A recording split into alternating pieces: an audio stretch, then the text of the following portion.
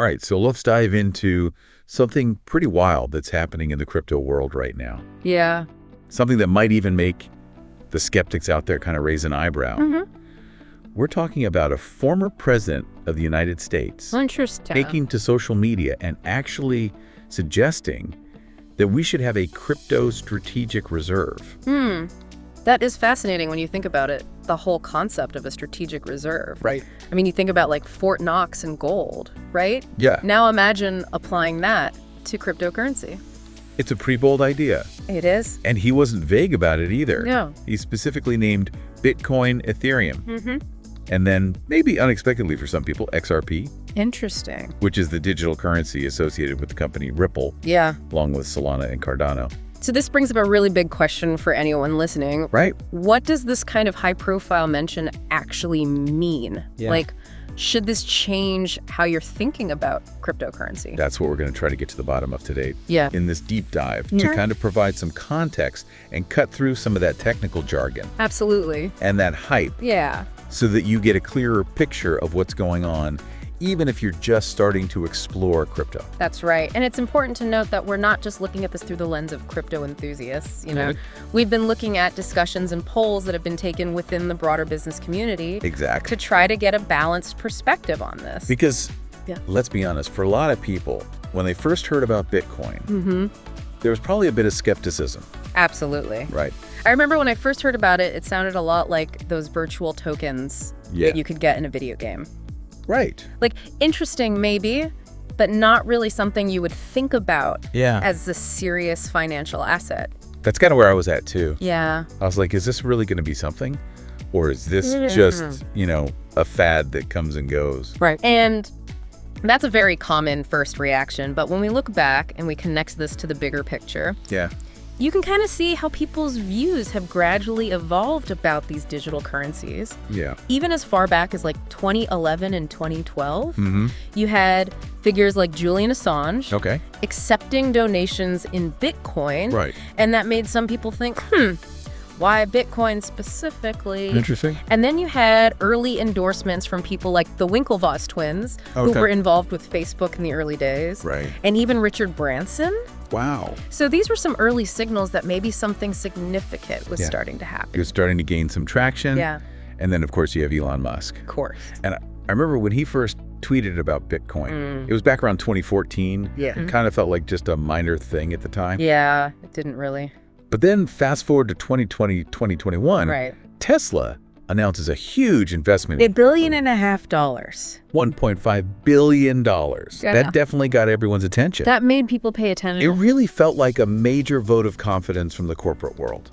Absolutely. And it's interesting Right. to contrast that with someone like Bill Gates, who initially had some positive things to say about cryptocurrency, Right. but then has kind of become more critical over time. Interesting. So you really see that even among some of these really influential figures, Yeah. there are still differing viewpoints. Yeah. And there's this ongoing debate about it. It's not a settled issue No, by any means. not at all. But I think one of the most telling signs Yeah. that things were starting to shift was the increasing involvement of institutional investors, Oh, yeah. starting around 2020. That felt like a real turning point. It did. You had MicroStrategy, a publicly traded company, buying $250 million worth of Bitcoin. Right. That's not just some casual investment. That was a statement. That was a statement. And then you started seeing these traditional financial institutions like Morgan Stanley getting involved, and then BlackRock, which is one of the largest asset managers in the world, Yeah.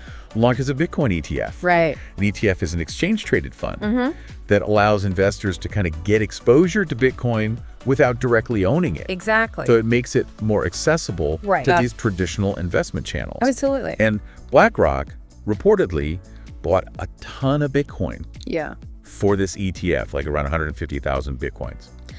So when you see these major financial players Yeah. starting to allocate significant capital to Bitcoin, it really suggests a growing acceptance that this might be here to stay. Right. So when you then have a former president talking about a U.S. crypto strategic reserve and naming these cryptocurrencies specifically, it definitely makes you stop and think. It does. It's like, what's going on here? You can't help but wonder if this is like a high-level acknowledgement Right. that maybe we should be paying attention to this Maybe. a little bit more. Maybe those of us who've been a bit cautious should start to lean in a little bit. Yeah.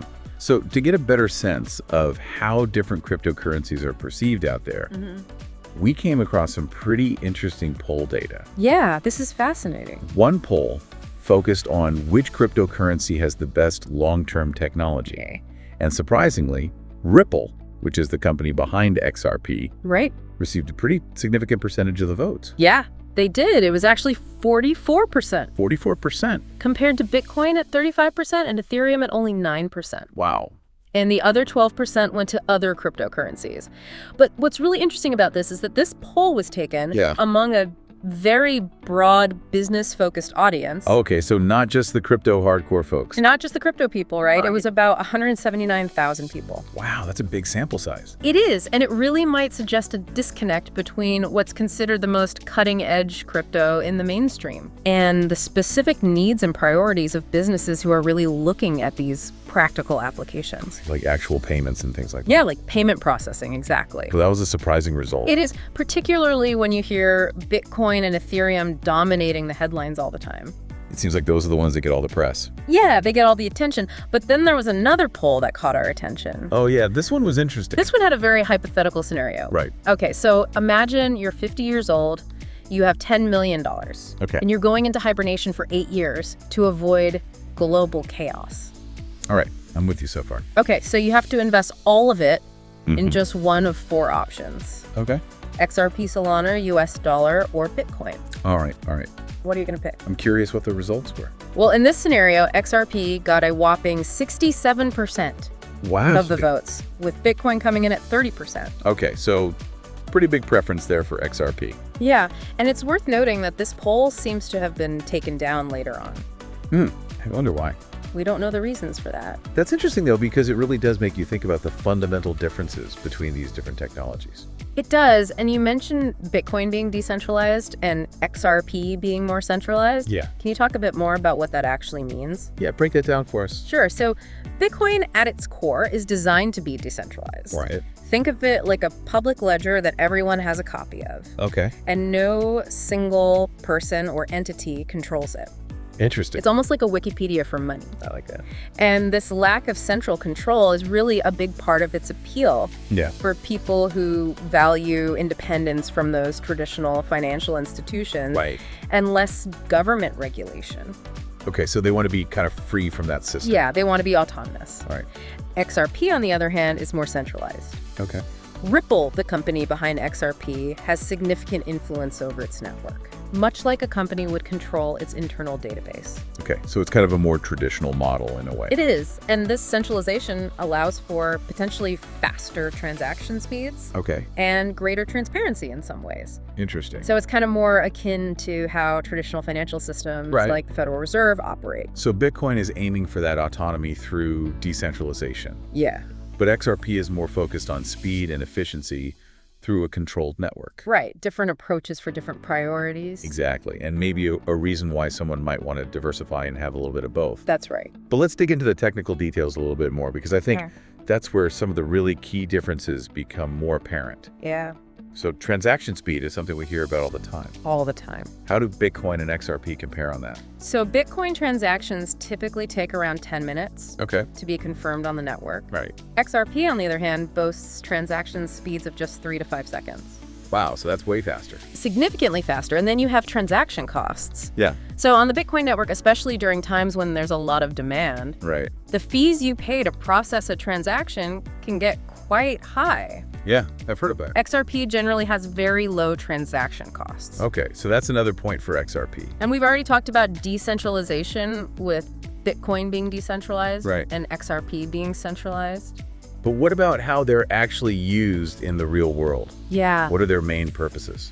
So Bitcoin's primary use case has largely been as a store of value, Okay. kind of like a digital gold. Right. And for peer-to-peer transactions, Okay. XRP from the very beginning was designed more for cross-border payment systems. Interesting.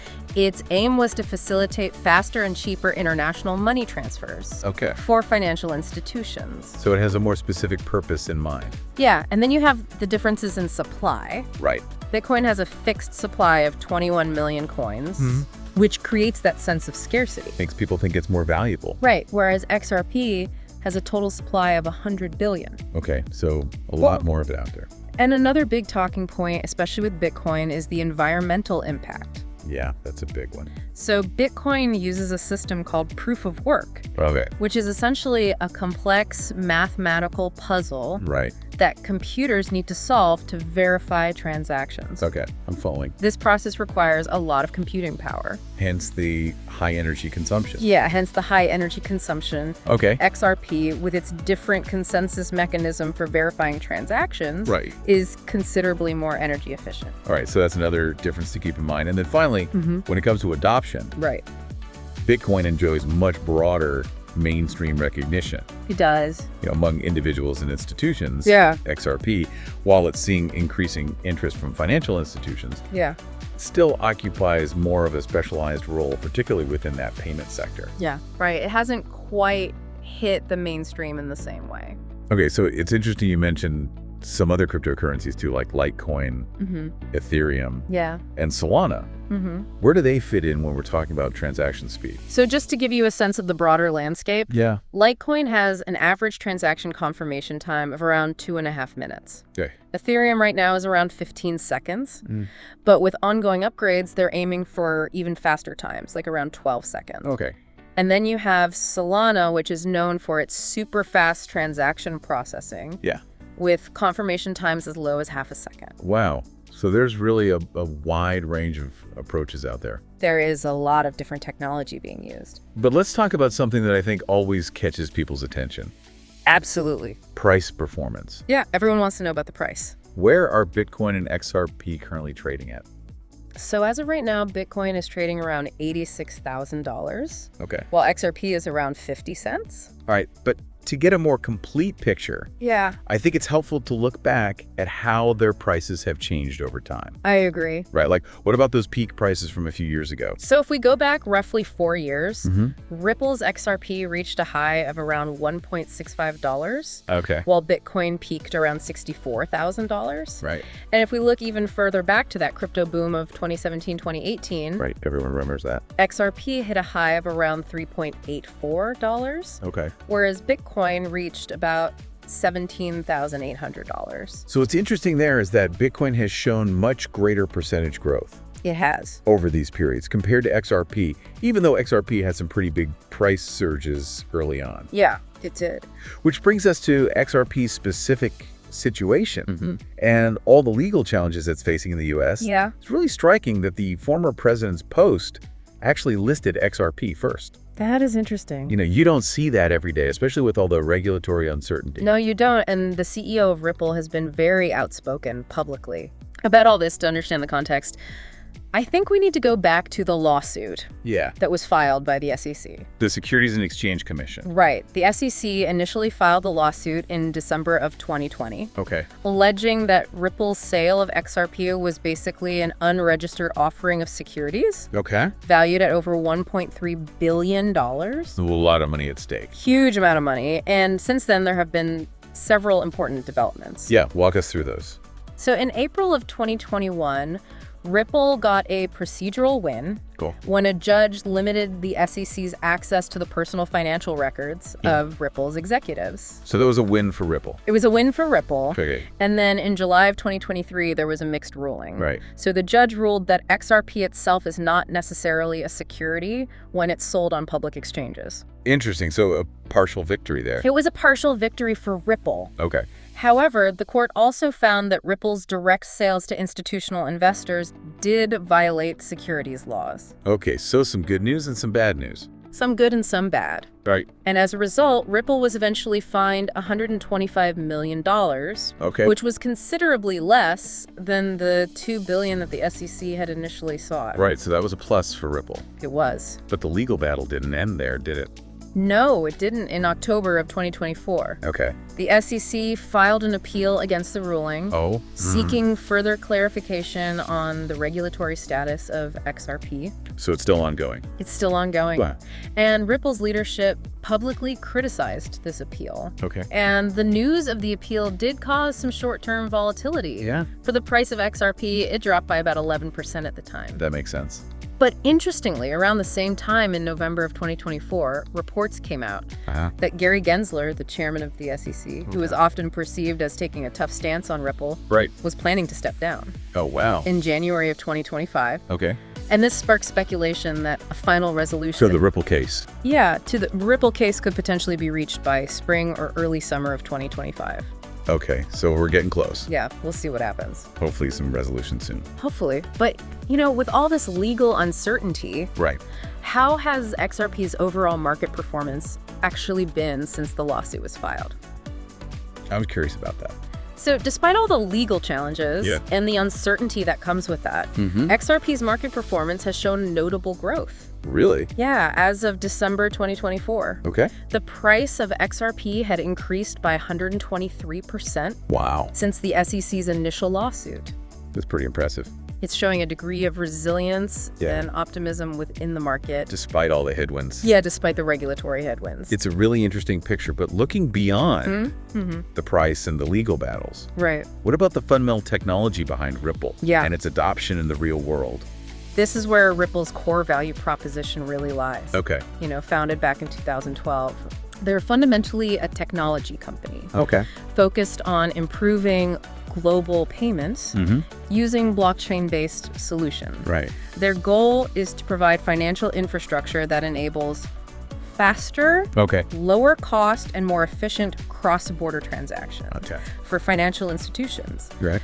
And they've also attracted significant investment from really well-known firms like SBI Holdings and Andreessen Horowitz, which speaks to their potential. Yeah, those are some big names. They are. And it sounds like they've made some serious progress when it comes to actual adoption of their technology. So as of 2024, over 300 financial institutions are reportedly using RippleNet. That's right. Which is their global payments network. And that includes some major players like Bank of America, American Express. Right. So that's a clear sign that these established players in the traditional financial world are recognizing this technology. Absolutely. And they're adopting it. And on top of that, Ripple has been working with governments to develop blockchain infrastructure. That's right. For central bank digital currencies. Or CBDCs. CBDCs. And they launched a stablecoin in 2024. They did. Which I guess shows that they're really forward-thinking. It does. It shows they're expanding their offerings beyond just the XRP cryptocurrency. And for those who might not know what a stablecoin is, it's a type of cryptocurrency that's designed to have its value pegged to a more stable asset like the US dollar. Exactly. So if XRP were to really take off and get that wider adoption within the traditional financial world, for cross-border payments, what kind of impact could that have? The potential impact is huge. Okay. So think about SWIFT, which is the dominant system for international money transfers right now. Right. It processes an enormous amount of transactions every day. Yeah. About $5 trillion. Wow. Which adds up to roughly $1.25 quadrillion annually. That's hard to even fathom. It's an astronomical number. Yeah. But if XRP were to capture even a small portion of that, say like 5 to 10%, the demand for XRP could skyrocket. That would be a game changer. It would be, and some analysts. Okay. And I should note that some of these analysts may have a vested interest. Right. But they've estimated that capturing a significant portion of that cross-border payments market could potentially push the price of XRP to hundreds or even thousands of dollars per token. Wow, that's pretty mind-blowing. It is. But of course, you mentioned there are some big hurdles to overcome. The main ones continue to be that ongoing SEC lawsuit. Right. And the need for clearer regulatory approval, especially here in the US. Yeah. Until that uncertainty is resolved, widespread adoption of XRP for payments within the US is going to face limitations. It's just too risky. For a lot of these companies. It is, but it's fascinating how strong opinions are within the crypto community. It is. It's like everyone has their favorite coin, and they're very passionate about why it's the best. That's right. It's almost like a religion in some ways. It is. Like people get really attached to their investments. And they tend to favor the ones they hold the most. That makes sense. It's human nature. So for our listeners out there who don't have the time to become, full-blown crypto experts, what would be a more practical and cautious approach for them? I would say for those who don't have the time to do the in-depth research, diversification is generally a more prudent strategy. Okay. Spreading your investments across different types of cryptocurrencies can help to mitigate some of the inherent risks. Yeah, because you never know what's going to happen. You never know. So bringing it all back to that social media post from the former president. Yeah. The fact that he mentioned specific cryptocurrencies and that XRP was at the very top of that list. It does raise some questions. It makes you wonder. It does. What's going on behind the scenes? Yeah, like have there been discussions happening? Right. Or is there maybe a growing understanding of the technology? And its potential at a higher level? Could this signal a move towards more mainstream acceptance Maybe. Of certain digital assets? It's possible. Yeah. So for our listeners, what should they be watching for? Yeah. What should they be paying attention to in the coming months? So keep a close eye on any progress in that SEC versus Ripple lawsuit. Right. Any big rulings or announcements could have a major impact. Right. Also, watch for any further statements or actions from regulatory bodies concerning cryptocurrencies in general. Yeah. And pay attention to continued adoption and partnerships from financial institutions that involve technologies like RippleNet. Right. These are going to be key indicators of where the market might be heading.